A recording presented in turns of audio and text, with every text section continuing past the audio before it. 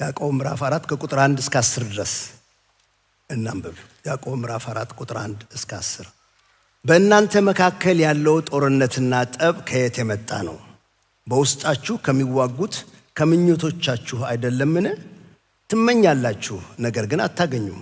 ትገድላላችሁ፣ በብርቱም ትመኛላችሁ፣ ልታገኙም አትችሉም። ትጣላላችሁ፣ ትዋጋላችሁ፣ አትለምኑምና ለእናንተ አይሆንም። ትለምናላችሁ ግን አትቀበሉም፣ ለራሳችሁ ሥጋዊ ደስታ በማሰብ በክፉ ምኞት ትለምናላችሁና። አመንዝሮች ሆይ ከዓለም ጋር ወዳጅነት ከእግዚአብሔር ጋር ጠላትነት መሆኑን አታውቁምን? ስለዚህ የዓለም ወዳጅ መሆን የሚፈልግ ሁሉ የእግዚአብሔር ጠላት ሆኗል። ወይስ በውስጣችን ያሳደረው መንፈስ አብዝቶ ይቀናል በማለት መጽሐፍ የተናገረው በከንቱ ይመስላችኋልን? ነገር ግን ጸጋን አብዝቶ ይሰጠናል። መጽሐፍም እግዚአብሔር ትዕቢተኞችን ይቃወማል፣ ለትሑታን ግን ጸጋን ይሰጣል ያለው ስለዚህ ነው። እንግዲህ ራሳችሁን ለእግዚአብሔር አስገዙ፣ ዲያብሎስንም ተቃወሙት፣ ከእናንተም ይሸሻል። ወደ እግዚአብሔር ቅረቡ፣ እርሱም ወደ እናንተ ይቀርባል። እናንተ ኃጢአተኞች እጃችሁን አንጹ፣ እናንተ በሁለት ሐሳብ የምትዋልሉ ልባችሁን አጥሩ።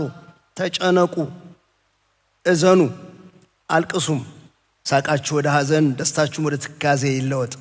በጌታ ፊት ራሳችሁን አዋርዱ፣ እርሱ ከፍ ከፍ ያደርጋችሁ። ነህምያ ምዕራፍ 4 ቁጥር 14 ላይ አንድ ቃል እናገኛለን።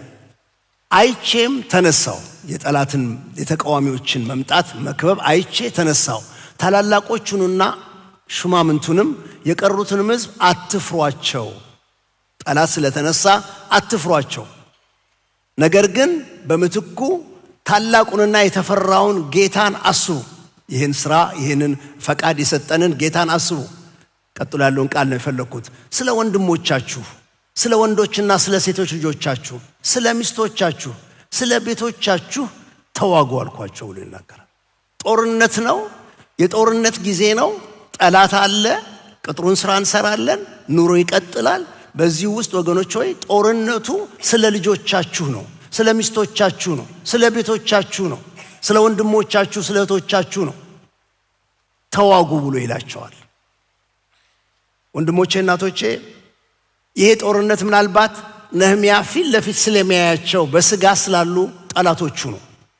የሕዝቡን ሥራ የሚንቁ፣ የሕዝቡን ደግሞ ልማት የማይፈልጉ ጠላቶች በአይን የሚያዩዋቸው፣ በሥጋ የሚመለከቷቸው፣ በቋንቋ የሚያነጋግሯቸው፣ በተጨባጭ የሚመለከቷቸው ጠላቶችና ጦረኞች ናቸው ያሏቸው። እነሱን ነው ተዋጉ የሚለው።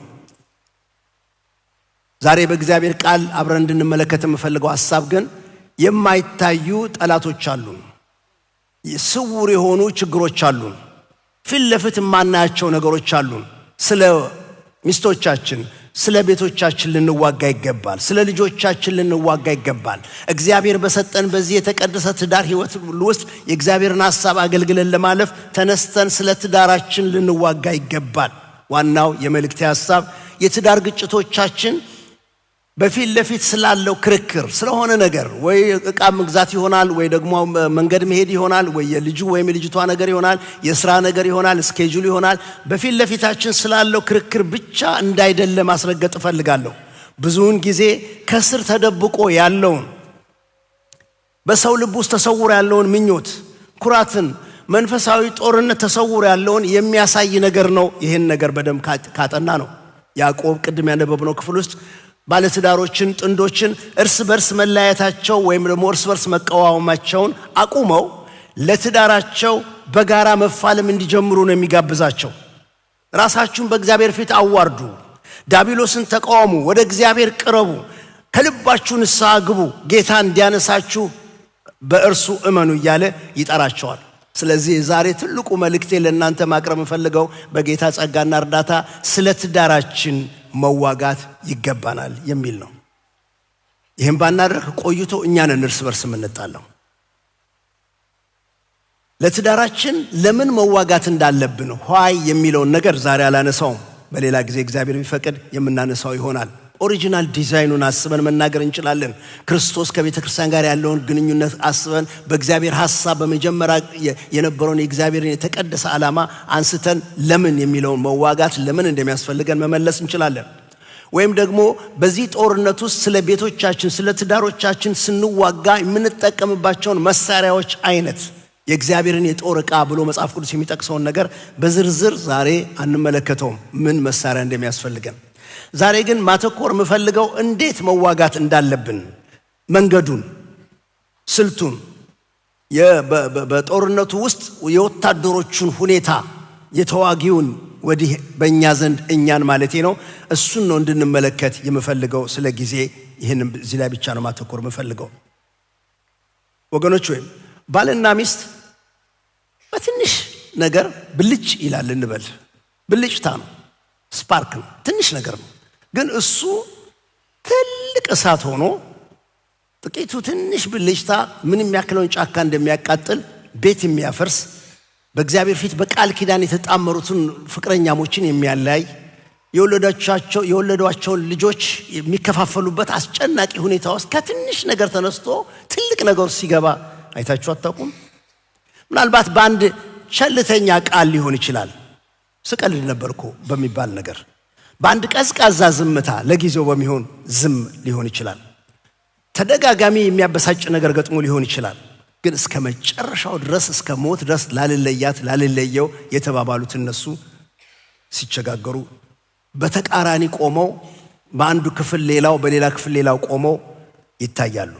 ያዕቆብ ይሄንን በውጪ የምናየው ውጊያ ብዙ ጊዜ የሚጀምረው ከውስጥ ነው ብሎ ነው የሚሞግተን።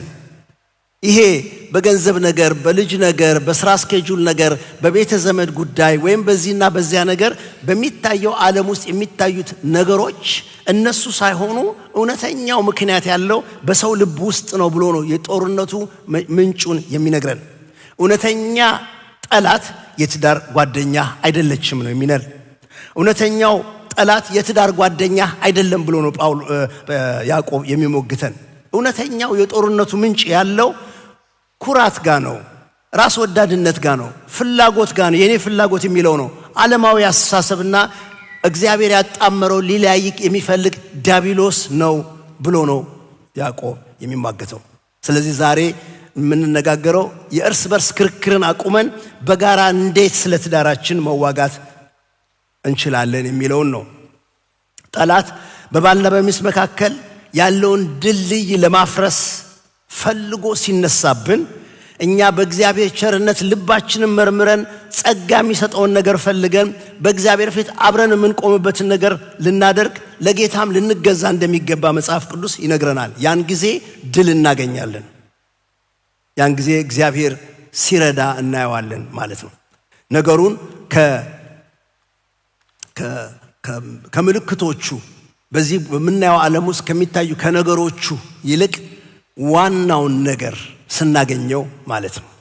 አንድ ጊዜ ቤት ውስጥ ጌም ሲጫወቱ ልጆቼ አዲስና ሌዊ ብዙ ጌም የሚያዘወትሩት እነሱ ናቸው። በልጅነታቸው ጌም መጫወት ትችላላችሁ፣ ግን እንደዚህ አይነት ጌም መጫወት አትችሉም፣ እዚህ ቤት ውስጥ ክልክል ነው እየከልክያለሁ።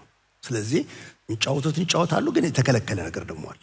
ስለዚህ የተከለከለውን ነገር አንድ ቀን ሲጫወት አዲስን አገኘሁት እና በቁጣውም ነደደ የሚል ነገር ታውቃላችሁ መጽሐፍ ቅዱስ የሚለው። ስለዚህ በቁጣው ነደደ ጋር ደረስኩ ማለት ነው። እንዴት እንደዚህ ታደርጋለህ? እሱ ቀዝቀዝ ብሎ ባቢ መጀመሪያ ከየት መጣ ብለህ ጠይቃል። ረጋ ብሎ ወዲያው አቴንሽን ዞረ ማለት ነው። ከየት መጣ ብዬ ስጠይቅ ያመጣው ሌዊ ነው። ስለዚህ ቁጣው በሙሉ ወደ ሌዊ ዞረ።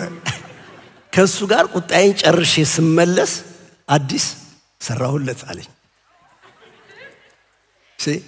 ልክ እንደሱ ነው ዲያብሎስ የሚያደርገው። የሆኑ ነገሮች የሚታዩ ነገሮችን ስፓርክ ያደርግና እዚያ ላይ በዚያ ነገር ምክንያት አንቺ ተባብለን እርስ በርሳችን አንዱ ሌላውን እንደሚቃወም አድርጎ በቃ የዓለም መጨረሻው ጦርነት አድርገን ከጨረስን በኋላ እሱ የሚለው ሰራሁላቸው። ያዕቆብ እሱ ነው የሚናገረው። የእግዚአብሔር ቃል እንደሱ ብሎ ነው የሚናገረው። እንዴት እንዋጋ? ስለ ትዳራችሁ ተዋጉ። እንዴት እንዋጋ?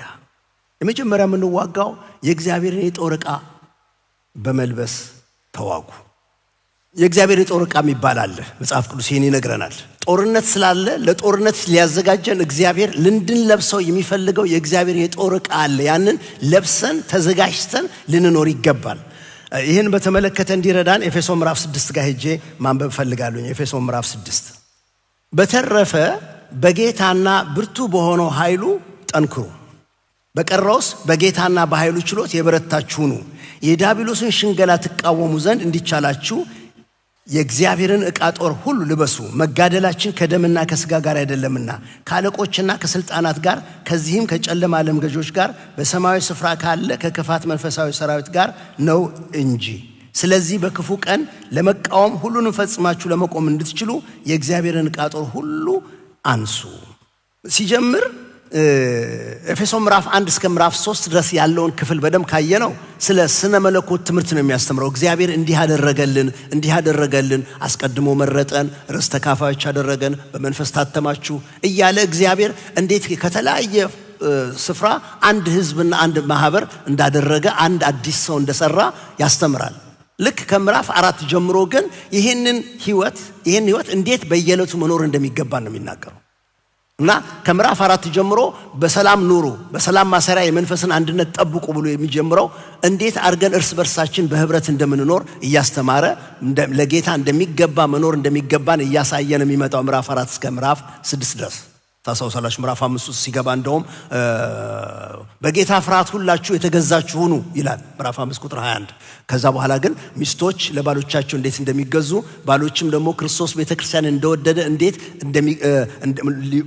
ዋጋ በመክፈል ሊወዱ እንደሚገባ የሞገተ ያስተምራል። ድርሻችሁ ይሄ ነው፣ መንገዳችሁ ይሄ ነው እያለ የባልና ሚስት ነገርን በክርስቶስ እይታ ያሳይና እንደውም እኔ ይሄ ነገር ምስጢር ነው የክርስቶስና የቤተክርስቲያንን ነገር ነው የሚያሳየን ብሎ ይናገራል። ከባድ ነገር ነው ብሎ ስለ ባልና ሚስት ነገር ይናገራል። ልጆች ለወላጆቻችሁ ታዘዙ፣ ተስፋ ያላት ትእዛዝ ይህች ናት ብሎ ይናገራል። ወላጆችም ልጆቻችሁን አታስመሩ ብሎ ስለ ቤተሰብ ነገር ነው የሚናገረው። እንደዚህ ተናግሮ ግን ምዕራፍ 6 ሲገባ በቀረውስ በጌታና በኃይሉ ችሎት የበረታችሁ ነው ብሎ ይናገራል። በጌታና ብርቱ በሆነው ኃይሉ ጠንክሩ። ምክንያቱም ይሄ አሁን የምንነጋገረው መንፈሳዊ ጦርነት፣ ይሄ የምንነጋገረው ውጊያ በስጋና ደም አቅም የሚደረግ ስላልሆነ ነው። የትዳርን መመሪያ በመጽሐፍ ቅዱስ ያለውን ባልና ሚስቶች ሊኖራቸው የሚገባውን ግንኙነት ጠብቀን ታግለን አሸንፈን መቆም የምንችለው በራስ ኃይል አይደለም። በቁጣ በክርክር ራስን በመከላከል በሌላው ላይ ነጥብ በማስቆጠር የሚደረግ ነገር አይደለም። ይሄ መንፈሳዊ ጦርነት፣ ይሄ መንፈሳዊ ውጊያ በጌታና ብርቱ በሆነው የእግዚአብሔር ኃይል ጠንክረን የምንዋጋው ነገር ስለሆነ ነው።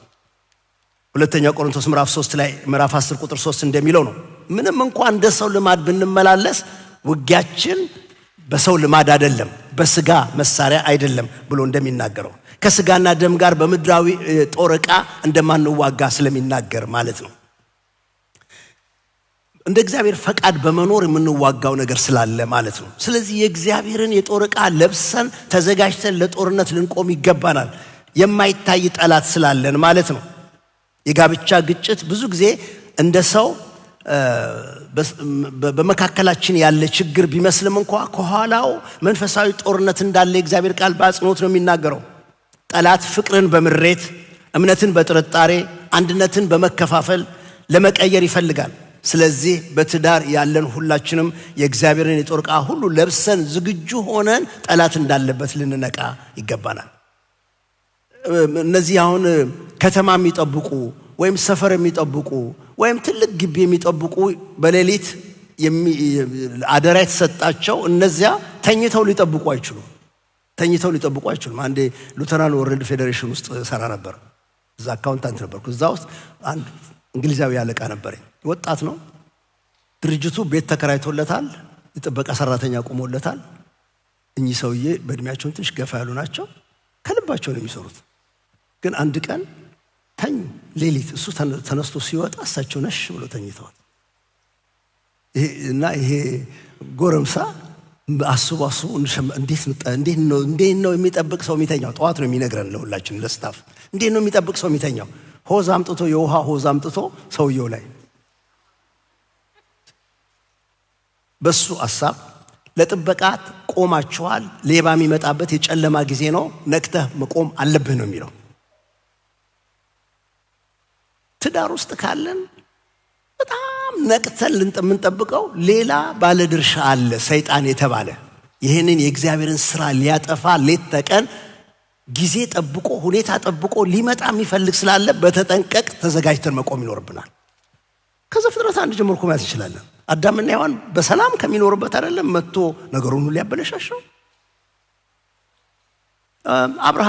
አብርሃም በረሃብ መጥቶ በረሃብ ጊዜ ቢወጣ ወደ አንድ ሰፈር ሲደርስ ፈራ። ሲያያት ሚስቱ በጣም ቆንጆ ነች እና እኔ እንዴት እተርፋለሁ ብሎ ነው ያሰበው። ስለሷ ማሰብ አቃተው እና በቃ በእናትሽ ማንም ሰው ከጠየቀሽ ሚስቱ ነኝ እንዳትዪ፣ አንቺን ለማግኘት እኔን ስለሚገሉኝ እህቱ ነኝ በይ። እናስ የቀረው እንግዲህ አንቺ ቻዩ ነው ዘር መውጫውን ይስጥሽ ነው ምስል እና እህቱ ነኝ እንድትል አደረጋት። ሰው ተጠንቅቆ የዛን ጊዜ እግዚአብሔር ተዋክቶለት ነው ከነዛ ክፉ ሰዎች ያስጣለለት። ሰው ትዳር ውስጥ ከገባ መንቃት አለበት። ለትዳሩ ዘብ መቆም አለበት። የእግዚአብሔርን የጦር ዕቃ ለብሶ መቆም ይኖርበታል። መሳሪያውም ደግሞ ይሄ የእግዚአብሔር የጦር ዕቃ ያልኳችሁ ስጋዊ አይደለም፣ በፍጹም ስጋዊ አይደለም።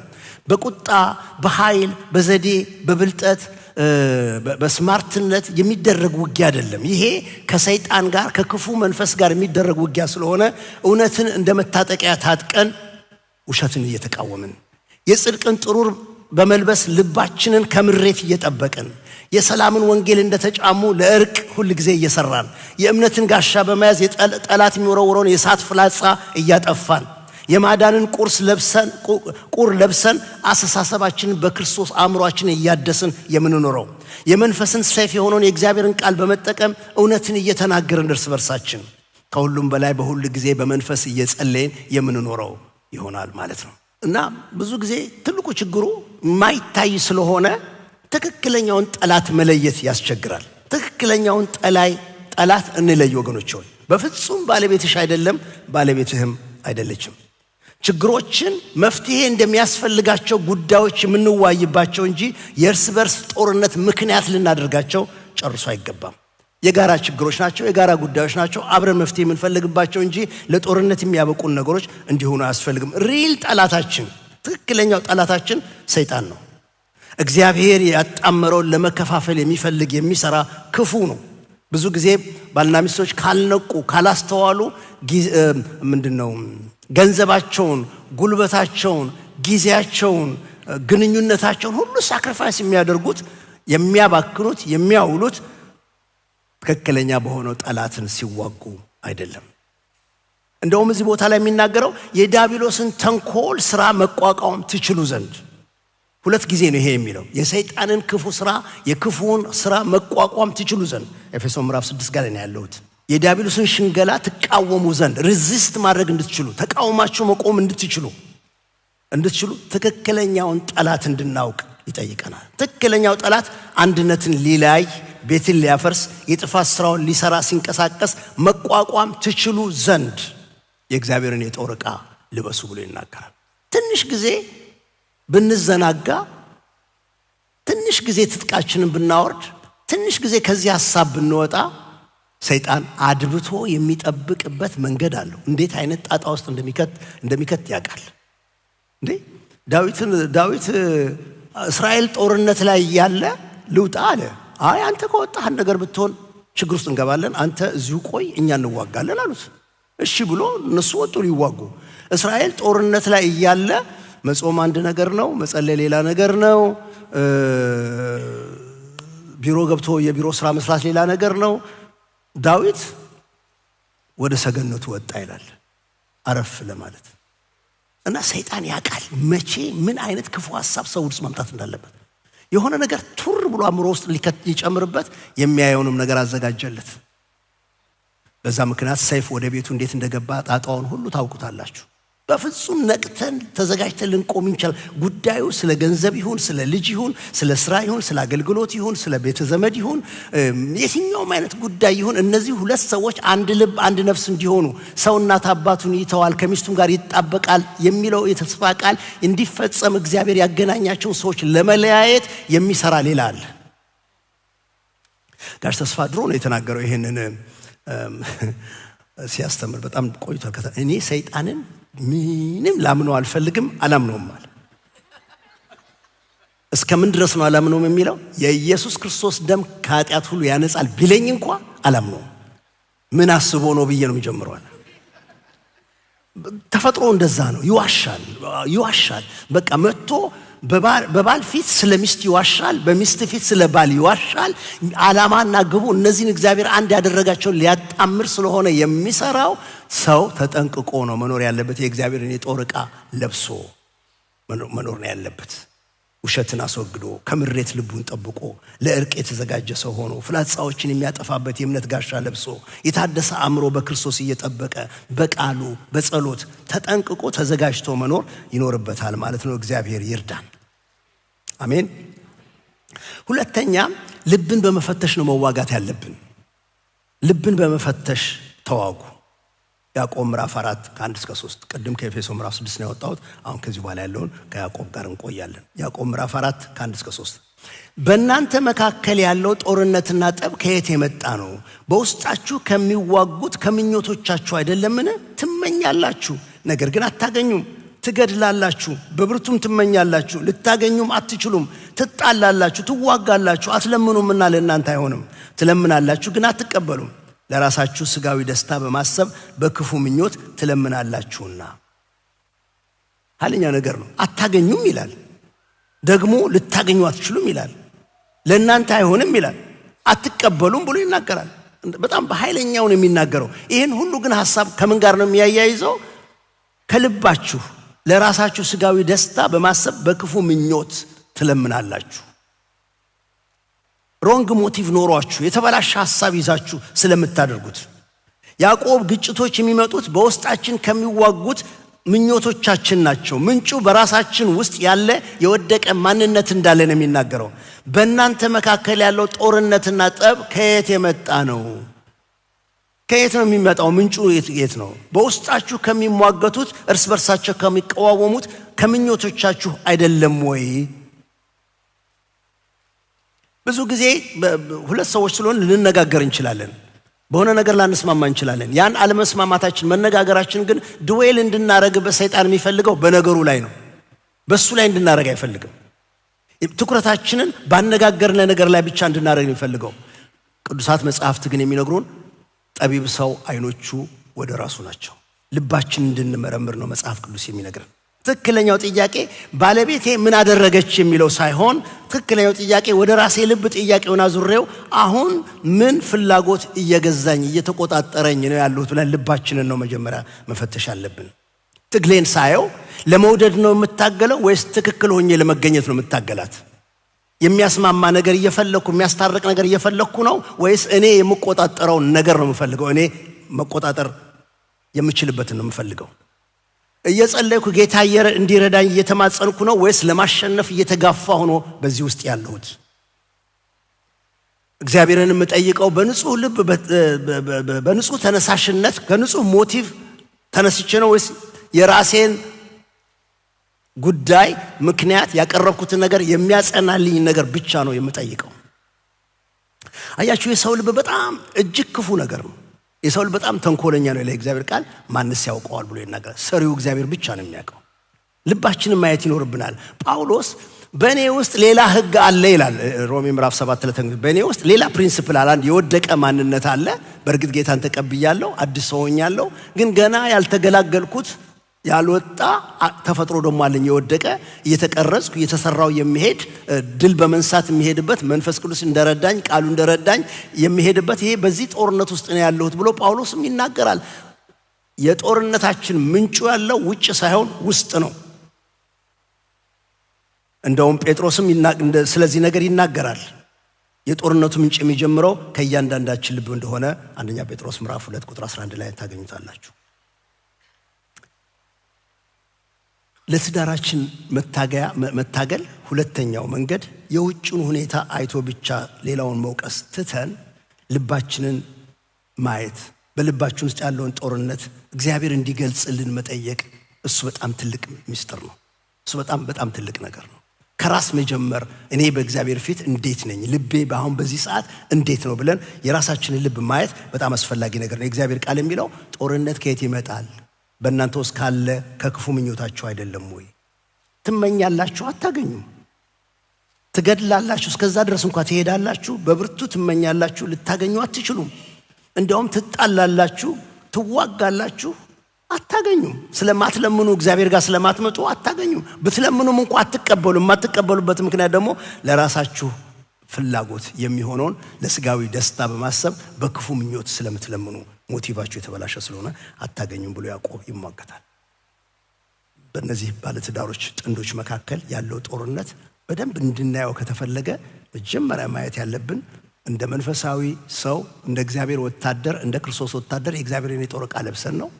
ሁለተኛ ነገር ደግሞ ነገሩን መጀመሪያ ያለብን በራሳችን ልብ ውስጥ ያለውን ጦርነት። ያዕቆብ ምዕራፍ 4 ከ4 እስከ 6 ወደሚቀጥለው ሐሳብ ደግሞ እንሄዳለን። አመንዝሮች ሆይ ከዓለም ጋር ወዳጅነት ከእግዚአብሔር ጋር ጠላትነት መሆኑን አታውቁምን? ስለዚህ የዓለም ወዳጅ መሆን የሚፈልግ ሁሉ የእግዚአብሔር ጠላት ሆኗል። ወይስ በውስጣችን ያሳደረው መንፈስ አብዝቶ ይቀናል በማለት መጽሐፍ የተናገረው በከንቱ ይመስላችኋልን? ነገር ግን ጸጋን አብዝቶ ይሰጠናል። መጽሐፍም እግዚአብሔር ትዕቢተኞችን ይቃወማል፣ ለትሑታን ግን ጸጋን ይሰጣል ያለው ስለዚህ ነው። እስካሁን ድረስ ያዕቆብ 4 ጥያቄ ነው የጠየቀው። የመጀመሪያው በመካከላችሁ ያለው መለያየት የሁሉ አምባጓሮ ከምን የመጣ ነው ብሎ የመጀመሪያው ጥያቄ ይጠይቃል። ሁለተኛው ደግሞ ይሄ እኮ ጦርነት በውስጣችሁ ካለው ነገር አይደለም ወይ? በውስጣችሁ ካለው ክፉ ምኞት ካለው ጦርነት ከውስጥ አይደለም ወይ የሚጀምረው ነው። ሁለተኛው ጥያቄ ቅድም ያየ ነው። አሁን ሌላ 2 ጥያቄ ያቀርባል። ጥያቄ 3 እና ጥያቄ 4 ያቀርባል። አመንዝሮች ሆይ ማለት እዚህ ጋር አመንዝሮች ብሎ የሚናገረው ሰው ለእግዚአብሔር ያለውን ኮሚትመንት ትቶ በመንፈሱ ወደ ራሱም ሊሆን ይችላል ወይም ወደ ሌላ ነገር ሲያዞር በመጽሐፍ ቅዱስኛ ቋንቋ እሱ ምንዝርና ፈጸመ ይባላል። ከእግዚአብሔር ጋር ያለውን የእምነት ቃል ኪዳን ትቶ ወደ ራሱ ነገር ወይም ደግሞ ወደሚፈልገው ነገር ሲያዞር ማለት ነው። አመንዝሮች ሆይ ብሎ አመንዝራ ብሎ ነው የሚጠራው። አመንዝሮች ሆይ ከዓለም ጋር ወዳጅነት ከእግዚአብሔር ጋር ጠላትነት መሆን አታውቁምን? ቁጥር 3 ጥያቄ። ስለዚህ የዓለም ወዳጅ መሆን የሚፈልግ ሁሉ የእግዚአብሔር ጠላት ሆኗል። ማለት በትዳር ውስጥ እንደ ዓለም ማሰብ ይቻላል ወይም እንደ እግዚአብሔር ማሰብ ይቻላል። ሰው በትዳር ውስጥ የዓለምን ጥበብ ተከትሎ መሄድ ይችላል ወይም ደግሞ የእግዚአብሔርን ጥበብ መከተል ይችላል። የዓለም አስተሳሰብ የሚለው መጀመሪያ ራስህን ጠብቅ። የዓለም አስተሳሰብ የሚለው በልጠህ ተገኝ። ትንሽ ከጮች አንተ ጮክ ብለህ ተናገር። ጥቂት ካስቆጠረች አንተ ብዙ አስቆጥር። የዓለም ጥበብ የሚለው እንደሱ ነው። ልብህን ተከተለው። እግዚአብሔርን አስብ አይደለም የሚለው። የዓለም ጥበብ ስታየው ምን ይመስልሃል? ካልተመቸህ ካላማረህ ውልቅ በል ነው የሚለው። የእግዚአብሔር ጥበብ ግን እንደሱ አይደለም የሚለው። የእግዚአብሔር ጥበብ በፍቅር እንድናሸብ ነው የሚጠይቀን። በትህትና እንድናሸንፍ፣ ይቅርታን እንድንከታተል፣ እውነትና ታማኝነት ያለበትን ነገር እንድንፈልግ፣ ኪዳናችን እንድናስብ ነው የሚነግረን። ስለዚህ ይጠይቃቸዋል ያዕቆብ፣ እናንተ አመንዝሮች፣ ወደ ዓለም መንገድ የሄዳችሁ እናንተ አመንዝሮች፣ ከዓለም ጋር ተወዳጅታችሁ ክርስቲያን ነኝ እንዴት ትላላችሁ? ከዓለም ጋር መወዳጀት ከእግዚአብሔር ጋር ጠላትነት ነው። የዚህ ዓለም ወዳጅ መሆን የሚፈልግ ሁሉ የእግዚአብሔር ጠላት እንደሆነ አታውቁም ወይ ይልና ሌላ ጥያቄ ደግሞ ይጠይቃል። ወይስ በውስጣችን ያሳደረው መንፈስ አብዝቶ ይቀናል ማለት መጽሐፍ የተናገረው በከንቱ ይመስላችኋልን? ነገር ግን ጸጋን አብዝቶ ይሰጠናል። መጽሐፍ እግዚአብሔር ትዕቢተኞችን ይቃወማል፣ ለትሑታን ግን ጸጋ ይሰጣል ያለው ስለዚህ ነውና። እግዚአብሔር ይቀናል ብሎ መጽሐፍ የተናገረው በከንቱ ነው ወይ? አሁን እኛ ቅናትን የምናስበው በኔጌቲቭ ነው የምናስበው፣ ግን በጣም ፖዚቲቭ ቅናት አለ። ይገርማችኋል። በጣም መልካም ደግ የሆነ ነገር ጤናማ የትዳር ግንኙነት ውስጥ ሊኖር የሚገባው ጤናማ ቅናት አለ። የእሷን ደህና መሆን መፈለግ፣ የእሱን ደህና መሆን መፈለግ የሚያስችል ጤናማ ነገር አለ። ያን ጤናማውን ቅናት አይነት እግዚአብሔር ውስጥም አለ። እግዚአብሔር ስለ ልጆቹ ይቀናል። እግዚአብሔር ስለ ቤተ ክርስቲያን ይቀናል። እና እግዚአብሔር እኮ ስለ እናንተ ይቀናል ያለው ነገር ቀላል መስሏችኋል ወይ? እግዚአብሔር ስለሚቀና ትዕቢተኞችን ሲያገኝ ከቅናቱ ይቃወማቸዋል። እግዚአብሔር ስለሚቀና ከቅናቱ በጣም ትሁት የሆነ የወረደውን ሰው ሲያገኘው ጸጋ ይሰጠዋል። ስለዚህ ጸጋን ብትመርጥ ይሻላችኋል ነው የሚለው ያዕቆብ የሚለው እሱ ነው። ጸጋን ብትመርጡ ይሻላችኋል። እንዴት ነው ጸጋን የምመርጠው? ጸጋን የምመርጠው ዓለማዊውን ዘዴ ዓለማዊውን ሐሳብ እምቢ ብዬ ነው። ጸጋን የምመርጠው ማለት ብዙ ጸጋ የምቀበልበት መንገድ ምገባው የእግዚአብሔርን ጥበብ ስከተል በትህትና መንገድ ሲሄድ ይሆናል። የዓለምን የኩራት ሐሳብ ውድቅ ስታደርግ፣ የዓለምን የራስ ወዳድነት ዘዴ እምቢ ስትል፣ የዓለምን የይቅርታ አታድርግ ምክር ስትርቀው፣ ትዳር የሚያስጠቃ አድርጎ የመመልከትን የዓለምን ሐሳብ እምቢ ስትል በጦርነቱ አሸናፊ የምትሆነው አንተ ነህ።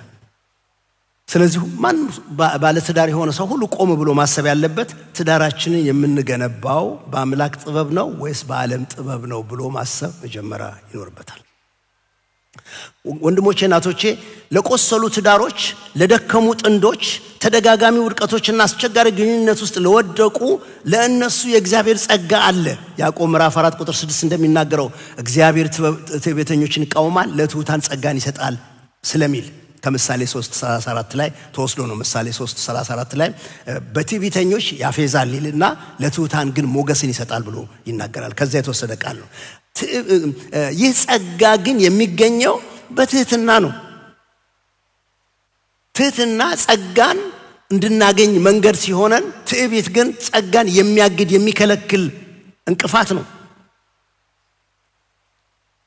ትህትና የእግዚአብሔርን እርዳታ እፈልጋለሁ ብሎ ያንበረክካል። በግንኙነት አርሱ ችግር ውስጥ ስንገባ ትህትና ተሳስቻለሁ እንድንል ያበቃናል። ትህትና ይቅር በለኝ ለማለት ያበቃናል። ትህትና ትዕቢቴ ድል ከሚያስፈልጋቸው በላይ ትዳራችን ጸጋን ይፈልጋል ይላል በውስጣችን። በትዕቢት መንገድ ሄጄ ከማገኘው ድል ይልቅ በትህትና የእግዚአብሔርን ጸጋ የማገኝበት መንገድ ይሻለኛል ይላል ትህትና።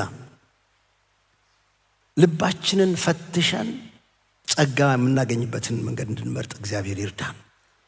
አንዳንድ ጊዜ ሁለታችንም እኩል የእግዚአብሔርን ቃል ስለምንሰማ፣ አንድ አይነት መጽሐፍ ቅዱስ ስለምናነብ፣ አንድ አይነት መንፈስ ስላለን ሁለቱም ይታዩና ትህትና መመረጥ እንዳለበት ሁለቱም ያውቃሉ። በዓለም መንገድ ሳይሆን በእግዚአብሔር መንገድ ቢሄዱ ትክክል እንደሆነ የሁለቱም ልብ ያውቃል።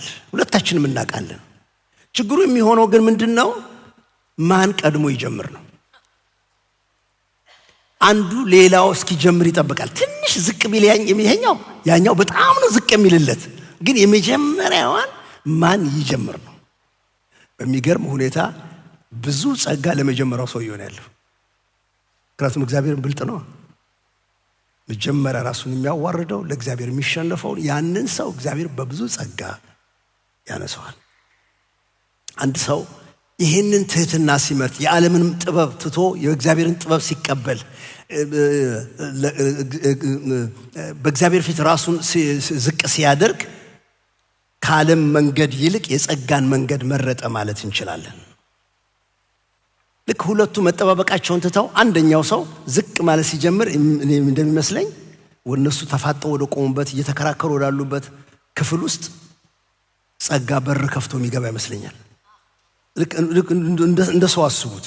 በቃ ልክ ከሁለት አንዳቸው ዝቅ ብለው እግር ላይ ድፍት ብለው ዝቅ ማለት ሲጀምሩ ሲፈቅዱ ጸጋ አንኳኩቶ የሚገባ ነው ይመስለኝ። ምክንያቱም እግዚአብሔር ለዚያ ሰው ጸጋን ለመስጠት ዝግጁ ስለሆነ። እስካሁን ያልነው ነገር ምንድን ነው? እስካሁን ያልነው ለትዳራችን እንዋጋ። የእግዚአብሔርን የጦር ዕቃ ለብሰን በተጠንቀቅ ሁል ጊዜ እንቁም። ምክንያቱም የማይታይ ጠላት አለን። ለማፍረስ፣ ለመግደል፣ ለማረድ፣ ነገሩን ከንቱ ለማድረግ የሚሰራ በአይን የማይታይ የችግሩ ምንጭ የሆነ ሰይጣን የሚባል ጠላት ስላለ ጉዳዩን የምንጀምረው ልባችንን በመመርመር መሆን አለበት። የራሳችንን ልብ እሱ ከሚለው ይልቅ ልባችንን በመፈተሽ ልንዋጋ ይገባናል። ምክንያቱም የብዙ ጩኸት፣ የብዙ መለያየት፣ የብዙ ጦርነት ምንጩ ያለው በልብ ውስጥ ካለ ምኞት ነው። ከትዕቢቱ፣ ከኩራቱ፣ የኔ ከሚለው ሐሳቡ፣ ከወደቀው ማንነታችን ነው። ተሰርተን ያለቀን ቅዱሳን አይደለንም። ብዙ ያልተሰራ ነገር ስላለን ከውስጥ የሚመጣ ነው መሆኑን አውቀን ልባችንን እንፈትሽ። በሌላ በኩል ደግሞ ጸጋን እንምረጥ። በቃ እግዚአብሔር ለትሑታን ጸጋን ስለሚሰጥ በዓለም ጥበብና በዓለም መንገድ ሄደን በትዕቢት ከእግዚአብሔር ጋር ከምንጣላ ቀናተኛውን እግዚአብሔርን ከምናስቆጣ ጸጋን እንምረጥ። ለእግዚአብሔር በመዋረድ ለእግዚአብሔር ዝቅ በማለት ወደሚቀጥለው ነጥብ እንሄዳለን። ያዕቆብ ምዕራፍ 4 ከ7 እስከ 9 እንግዲህ ራሳችሁን ለእግዚአብሔር አስገዙ፣ ዲያብሎስን ተቃወሙት፣ ከእናንተም ይሸሻል። ወደ እግዚአብሔር ቅረቡ፣ እርሱም ወደ እናንተ ይቀርባል። እናንተ ኃጢአተኞች እጃችሁን አንጹ፣ እናንተ በሁለት ሐሳብ የምትዋልሉ ልባችሁን አጥሩ። ተጨነቁ፣ እዘኑ፣ አልቅሱ። ሳቃችሁ ወደ ሐዘን፣ ደስታችሁ ወደ ትካዜ ይለወጡ። አራተኛው ነጥቤ አብራችሁ በመቆም ተዋጉ። ምክንያቱም ክርክሩ ሲገባ፣ ጦርነቱ ሲገባ መለያየት ስለሚያመጣ አንድ ክፍል ውስጥ ሆነው አት ኦፖዚት ሳይድ ነው የሚቆሙት። አንድ ቤት ውስጥ ሆነው በተለያየ ክፍል ነው ሆነው የሚመጡት። ምናልባት አብረው እንኳን ተቀምጠው በልባቸው የተለያየ ቦታ ላይ ይሄዳሉ። እንደዚህ አይነት ስላለ በምንም መንገድ በዚህ ሁኔታ ጠላትን ልታሸንፉት አትችሉም። ምክንያቱም ይሄ ውጊያ መንፈሳዊ ውጊያ ጦርነት ስለሚፈልግ። አንድ ጊዜ ርኩስ መንፈስ ጮሆ ሊያስወጡ ውጣ ይሉታል። አልወጣም አለ። ለምን ደማ አትወጣም? ከእናንተ መካከል የሚስማማ አለ። ማመን አቃታቸው። የሆነ ታሪክ ነው የምነግራችሁ። እሱም ጸጥ አድርገው እዛ ክፍል ስተው እነዚህኞች ተሰብስበው ወጡና ችግሩ እኛ ጋር ነው ያለው፣ የሚስማማ ሰው አለ? ጸጥታ ሆነ። በኋላ አንደኛዋ ልጅ እኔ ነኝ አለች። ለምን? ስትቀልድ ነው የሚመስለኝ አለች። እቺ ምጽዋ ልጅ ስትቀልድ ነው የምትመስለኝ። ሰይጣን የሚወድቀው አንድ ስንሆን ነው። በሁለት ግንባር ቆመን ማሸነፍ አንችልም። የሥራ ነገር ይሆናል፣ የጤንነት ነገር ይሆናል፣ የቤተዘመድ ጉዳይ ይሆናል፣ የልጆች ጉዳይ ይሆናል። የትኛውንም አይነት ጦርነት አምጥቶ መካከላችንና የሚያከራክር የሚያለያይ ነገር ያምጣ፣ መጀመሪያ በልብ አንድ መሆን ይጠይቃል። አብሮ መቆም ይጠይቃል። ሁለት የተለያየ ማሊያ የለበሰ ቡድን ሆነን በአንድ ኳስ መጫወት አንችልም። ወይ ጎል ያስገባል ወይ ጎል ያስገባለሁ። በቃ በአንዳችን ላይ እያስቆጠር ነው የምንኖረው። አንድ ማሊያ ነው መልበስ ያለብን። አንድ ቡድን ነው መሆን ያለብን። ወደ ጠላት ነው መገስገስ ያለብን። እሱን ነው እዚህ ጋር የሚጠይቀው። እናንተ ብሎ ይላል እንግዲህ ራሳችሁን እናንተ ለእግዚአብሔር አስገዙ፣ ዲያብሎስን ተቃወሙት፣ እናንተ ከእናንተም ይሸሻል ብሎ ነው የሚናገር። እናንተ ብሎ ነው የሚናገር። አሁን ሲንጉላርሊ በነጠላ ከሚናገርበት አይደለም መልእክቱን የሚያስተላልፈው። እናንተ እያለ ነው የሚናገረው። ከእናንተ ይሸሻል። ወደ እግዚአብሔር ቅረቡ እናንተ፣ እርሱም ወደ እናንተ ይቀርባል። እናንተ ኃጢአተኞች እያለ ነው የሚጠራው። እጃችሁን አንጹ፣ እናንተ በሁለት ሐሳብ የምትዋልሉ ልባችሁን አጥሩ። እናንተ እያለ ነው የሚናገረው። አንድ አድርጎ ነው የእግዚአብሔር ቃል እንድንቆም የሚፈልገው። ሰው እናት አባቱን ይተዋል፣ ከሚስቱም ጋር አንድ ሥጋ ይሆናል ተብሎ የተጻፈው ትልቅ ምስጢር ስላለ ማለት ነው። እንዲህም በህብረት የሆነበት እናንተ የተባለበት ምክንያት ምንድን ነው? አንድነት በባህሪው ሁሉም ተስማምተው በጋራ የሚጠብቁት ነገር ስለሆነ ማለት ነው። አንድነት ህብረት በቤተሰብ ውስጥ በባልና ሚስቱ መካከል አብረው የሚጠብቁት ነገር ነው እንጂ አንዱ ተኝቶ ለጠላት አንደኛው ቆሞ የሚጠብቀው ነገር አይደለም። ወደ ቤተክርስቲያንን ብናመጣው የቤተክርስቲያናችን ህብረትና አንድነት የምንጠብቀው ሁላችንም ዘብ ሆነን ቆመን ነው እንጂ ለጥቂት ሰዎች የምንተወው ነገር አይደለም። አንድነት ህብረት በባህሪው ሁሉም በጋራ ተነስቶ የሚጠብቀው ነገር ነው። ለዚህ ነው ኤፌሶን ምዕራፍ 4 ቁጥር 2 እስከ 3 ድረስ እንደዚህ የሚል ቃል አለ። ፍጹም ትሑታንና ገሮች ሁኑ፣ እርስ በርሳችሁ በፍቅር እየተቻቻላችሁ ትዕግስተኞች ሁኑ፣ በሰላም ማሰሪያ የመንፈስን አንድነት ለመጠበቅ ትጉ ብሎ የሚናገር። አንድነት በጋራ የሚጠበቅ ነገር ነው። አብረን መቆም መቻል አለብን። ለምን ጦርነት ኖረ አይባልም። በወደቀ ዓለም ውስጥ ስለምንሆን ያለነው፣ ሰይጣን በተጣለበት ምድር ላይ ስለሆነ ያለነው፣ ይህች ዓለም በክፉ ስለተያዘች ብዙ የሚያነጋግሩ ነገሮች ይገጥሙናል። እሱ አይደለም እንግዳ ነገሩ። እንግዳ የሚሆነው ግን አንድ ሆነን ጠላትን መቃወም ካልቻለን ብቻ ነው። አብራችሁ በመቆም ተዋጉ። እንግዲህ ለእግዚአብሔር ተገዙ ይላል። ዲያብሎስን ግን ተቃወሙት፣ ከእናንተ ይሸሻል። ቅዱሳት መጽሐፍት በምንም መንገድ ሽሹ ብሎ እኛን አይመክረንም። ከሰይጣን ሽሹ የተባልነው ከክፉ የሥጋ ምኞት ነው። ሽሹ የተባልነው ከዓለማዊነት ነው። እንደዚህ አይነቱ ሰይጣንን ግን ቆመን ጸንተን አብረን ቆመን የምንዋጋው ነገር ነው፣ የምንታገለው ነገር ነው። በፍጹም ለእንደነዚህ ሽሹ አይለንም የእግዚአብሔር ቃል።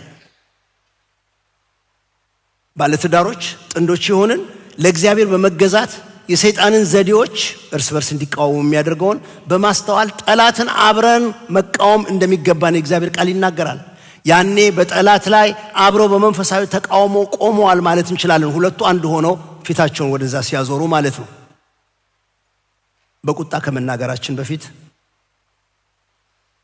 ቃላችንን ለእግዚአብሔር ማስገዛታችንን ሁለታችንን ማሰብ ይኖርብናል። እያንዳንዱ የራሱን መንገድ ከመጠየቁ በፊት ፍላጎቱን ለእግዚአብሔር ማስገዛቱን ቼክ ማድረግ ይኖርበታል። አንዱ የተጎዳው ቁስሉን እንደ መሳሪያ ከሚጠቀምበት ይልቅ ለእግዚአብሔር ራሱን ቢያቀርብና ፈውሰኝ ቢል ከእግዚአብሔር ጋር ቢያገናኘው ይሻለዋል። ውንጀላን፣ ምሬትን፣ የሥጋ ምኞትን፣ ራስን ማግለል፣ ይቅር አልልም ባይነትን እናስወግድ። በእውነት በጽድቅ በእምነት በማዳን በቃሉና በጸሎት የእግዚአብሔርን የጦር ዕቃ ለብሰን አብረን ስንቆም ጠላት ይወድቃል። የሮሜ መልእክት እንደሚናገረው እግዚአብሔርም የሰላምም አምላክ ሰይጣንን ከእግራችሁ በታች ይቀጠቅጠዋል እንደሚል እነዚህ ሁለቱ ተስማምተው በአንድነት ሲቆሙ በመካከላቸው ያለውን ያንን ክፉ ለማፍረስ የሚመጣውን ጠላት ከእግራቸው በታች ይጥለዋል። ባልና ሚስት የሆናችሁ ወንድሞቼ፣ እናቶቼ እርስ በርሳችን እንደ ጠላት አንዳችንን አንቆጥርም፣ አንጣላም፣ ለእግዚአብሔር እንገዛለን፣ ዲያብሎስን አብረን እንቃወማለን ማለት ይልመድብን። አቋማችን እሱ ከሆነ ዲያብሎስን አብረን ለመቃወም አቋማችን እሱ ከሆነ በመጨረሻ አሸናፊዎች እንሆናለን። ከብቶች ጠላቶቻቸው የሚፈሯቸው እንዳሉ ከመሰላቸው እያንዳንዳቸው በኋላቸው በኩል ይገጥሙና እያንዳንዱ ይሄኛው በዚህ በኩል ያያል፣ ይሄኛው በዚህ በኩል ያያል፣ ይሄኛው በዚህ በኩል ያያል፣ ይሄኛው በዚህ በኩል ያያል። እነሱ አንድ ሆነው የሚመጡባቸውን ለመከላከል ይገጥማሉ። ዳት ኢንስቲንክት ነው ያላቸው። ሃው ማች ሞር እግዚአብሔር እኛን የሚፈልገን በትዳራችን ውስጥ በተቀደሰው ግንኙነታችን ውስጥ እግዚአብሔር በሚመለክበት ቤት ህብረታችን መካከል እግዚአብሔር ጠላትን እንድንቃወም የሚፈልገው በአንድነት ቆመን ነው። ምንጩ ጠላት እንደሆነ አውቀን፣ ምንጩ በእኔ ልብ ውስጥ ያለው ክፉ ምኞት መሆኑን አውቄ ዲል ሳደርገው፣ ምንጩ በህብረት አብሬ መቆም አለመቻሌ እንደሆነ አውቄው አብሬ መቆም ሲጀምር ያን ጊዜ ማሸነፍ አገኛለሁ። ምሳሌ ምዕራፍ 16 ቁጥር 7 እንደዚህ ይላል፣ የሰው መንገድ እግዚአብሔርን ደስ ሲያሰኘው ጠላቶቹ እንኳን አብረውት በሰላም እንዲኖሩ ያደርጋል ብሎ ይናገራል። ሰው ልቡን መርምሮ መንገዱን ፈትሾ ከእግዚአብሔር ጋር ትክክል ሲመጣ አይደለም የትዳር ጓደኛው ሚስቱ አይደለም የትዳር ጓደኛዋ ባሏ ይቅርና ከጠላት ጋር እንኳን ከቃል ኪዳን የትዳር ጓደኛ ጋር ከጠላቱ ጋር እንኳን በሰላም ይኖራል ብሎ የእግዚአብሔር ቃል ይነግረናል። ሰው መንገዱን እግዚአብሔርን ደስ ካሰኘው ማለት ነው። እስቲ ቁጥር 8 እና 9 እዩት። ያዕቆብ ምዕራፍ 4 ቁጥር 8 እስከ 9 ድረስ እዩት። ወደ እግዚአብሔር ቅረቡ፣ ወደ እናንተ ይቀርባል። ወደ ማን ቅረቡ ነው የሚለው? ወደ እግዚአብሔር። ከዛስ ወደ እናንተ ይቀርባል ብሎ የሚናገር ሁለቱ በአንድነት ሆነው አብረው ሆነው የሚያደርጉት ነገር ነው። አብረው ወደ እግዚአብሔር ነው መቅረብ ያለባቸው። አብረው ወደ እግዚአብሔር ሲቀርቡ እግዚአብሔርም አብረው ወደ ቀረቡበት ወደ እነሱ ይቀርባል። ለትዳር መዋጋት ከትዳር ጓደኛ ጋር ያለውን ግንኙነት ማስተካከል ብቻ አይጠይቅም። አንዳንድ ሰዎች በቃ አንቺም ተው አንተም ተው በቃ ይሄን ትቼዋለሁ ምናምን ብለው ነገራቸውን ፊት ለፊት ያለውን ነገር ይፈቱትና ኑሮ ይቀጥላል። ኖ እንደሱ አይደለም። የእግዚአብሔር ቃል የሚለው ነው አብራችሁ ሆናችሁ ወደ እግዚአብሔር ቅረቡ። ያን ጊዜ እግዚአብሔር ወደኛ ስለሚመጣ ማለት ነው። ከእግዚአብሔር ጋር መቀራረብና ወደ እርሱ መመለስ አብረን በጣም የሚያስፈልግ ነገር ስለሆነ ያዕቆብ ንጹህ እጆች ይኑራችሁ፣ ንጹህ ልብ ይኑራችሁ፣ ከልባችሁ የሆነ ንስሐ ግቡ ይላል። ትዳርን የሚያጠናክረው ኃጢአት ሰበብ ሳይደረግ ምክንያት ሳናበጅለት በጌታ ፊት በቅንነት አብረን ሁለታችን ስንመጣ ነው። ራሳችን ለማስተካከል ከምንጥረው በላይ እግዚአብሔር እንዲያስተካክልልን ልባችንን ፈትሸን ወደ እግዚአብሔር አብረን ብንቀርብ፣ እጆቻችንን ከክፉ ስራ ብናነጻ፣ የሚያከፋፍሉ ምክንያቶቻችንን ተናዘን ከልባችን ብናጸዳ፣ የሚደረገውን በደል ኃጢአት አንዱ ሌላውን የሚጎዳበትን ነገር ከማሳነስ ይልቅ በኃጢአታችን አንተን ብቻ በደልኩ ብለን ወደ እግዚአብሔር ብንቀርብ፣ አብረው ሁለቱ ጌታ ሆይ አንተ ትተህን አትሂድ ብለው ቢማጸኑት፣ አንተ እዚህ ቤት ውስጥ ኑርልን ብለው ቢይዙት፣ አብረው ቢቆሙ አብረው በእግዚአብሔር ፊት ቢሆኑ ድል ይገኛል። ፈውስ የሚጀምረው ባለትዳሮች ኃጢአትን መከላከል፣ ማመካኘት፣ ሰበብ ማድረግ ሳይሆን ያንን አቁመው ወደ እግዚአብሔር መቅረብ ሲጀምሩ ነው።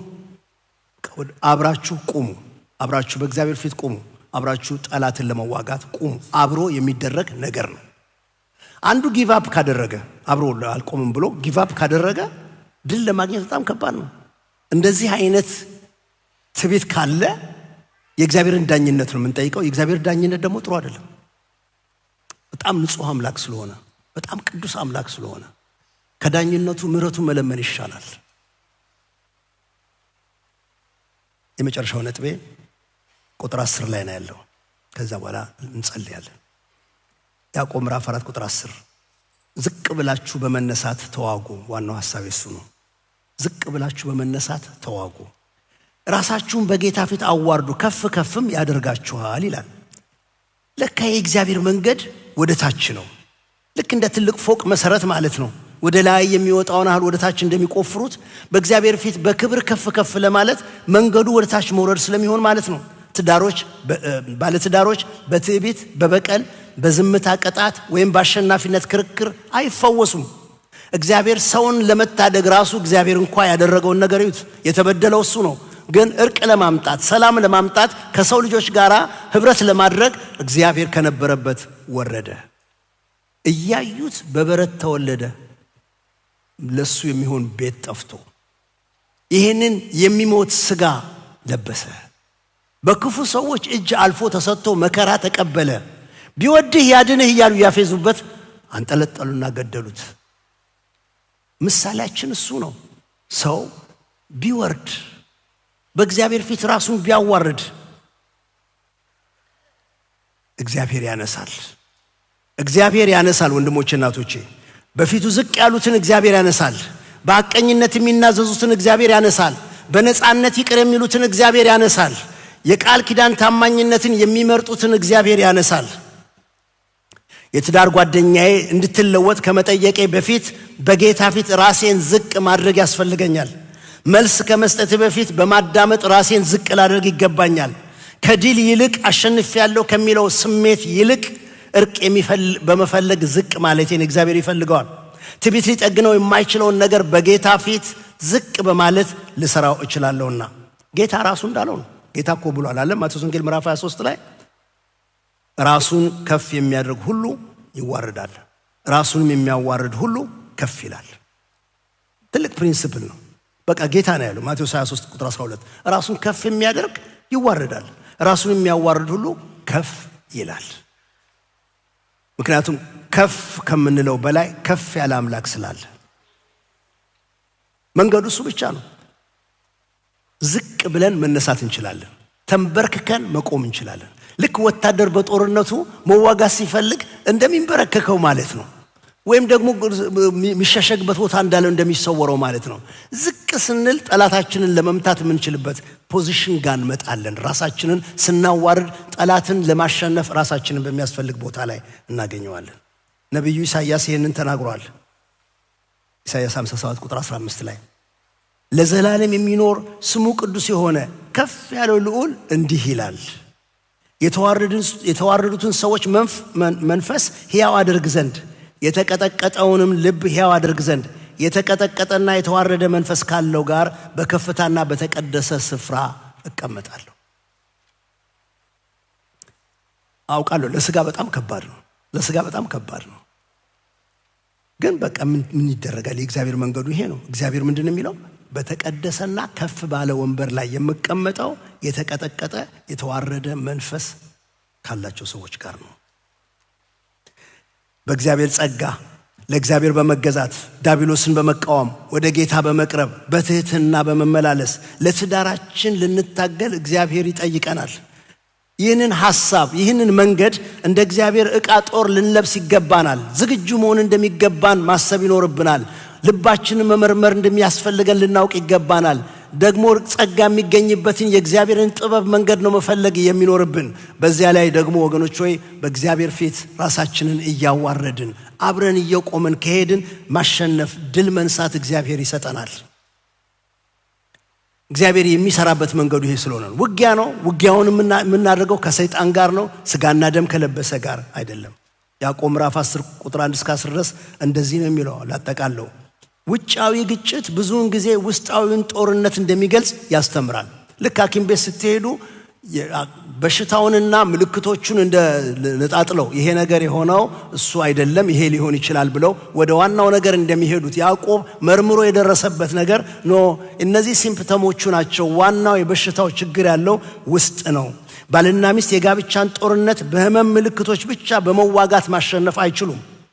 ድል የሚገኘው በንስሐ ነው፣ በትህትና ነው፣ ለእግዚአብሔር በመገዛት ነው፣ ጠላትን በጋራ በመቃወም ብቻ ነው። ባልና ሚስት እርስ በርሳቸው እንደ ጠላቶች መታየታቸውን ትተው በእግዚአብሔር ስልጣን ስር ዝቅ ሲሉ አብረው ሲቆሙ ጠላት ያን ጊዜ ቦታ ያጣል። ጸጋ በመካከላቸው ያለውን ድልድይ እንደገና መስራት ይጀምራል። ጌታም አብሮ ከፍ ያደርጋቸዋል። እግዚአብሔር የተመሰገነ ይሁን። ከቀደመው ኑሯቸው ይልቅ ያሁኑ ኑሯቸው የሚጣፍጥላቸው ሊያደርግላቸው እግዚአብሔር ወደ ከፍታ ስፍራ ይወስዳቸዋል። ጠላት አለ። ለትዳሮቻችሁ ተዋጉ። እግዚአብሔር ለሰጣችሁ ልጆች ተዋጉ። እግዚአብሔር ለሰጣችሁ የትዳር ጓደኞቻችሁ ለቃል ኪዳናችሁ ተዋጉ። እግዚአብሔር ለሰጣችሁ ቤት ተዋጉ። ጦርነት አለ። ጦርነቱን የምንዋጋበት መንገድ የራሳችንን ልብ መርምረን ነው። የራሳችንን ልብ ፈትሸን ነው። ጸጋ የሚገኝበትን የእግዚአብሔርን የጥበብ መንገድ በመሄድ እንጂ የዓለምን ጥበብ ተውሰን አይደለም።